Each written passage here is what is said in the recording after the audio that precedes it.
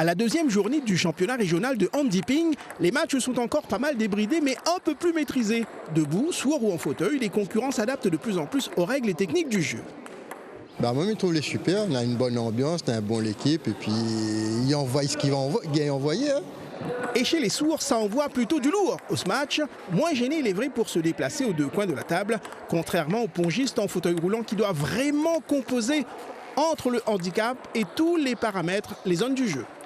C'est vrai qu'en fauteuil, c'est beaucoup plus compliqué parce qu'on a une certaine façon de tenir la raquette et de se placer au niveau de la table, soit en biais sur le côté ou soit un peu plus reculé, pour pouvoir avoir le mouvement un peu plus facile pour frapper la balle et rendre la balle à son adversaire. Donc il y a des techniques à apprendre et à mettre en place et qui se fait à force d'entraînement. On est plus large qu'on les debout en fait. Et quand on est en fauteuil sans abdos, on a un champ moins large et quand on joue en fauteuil avec abdos, le champ est plus élargi aussi. La mayonnaise est en train de prendre. Aujourd'hui, on a une vingtaine de participants. On en avait 16 la dernière fois.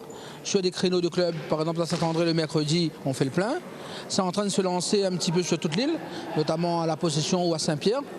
Et je profite de l'occasion pour lancer l'appel à tous les clubs pour leur dire de ne pas avoir peur de contacter le comité handisport, de contacter la Cressonnière qui est partenaire de cette action.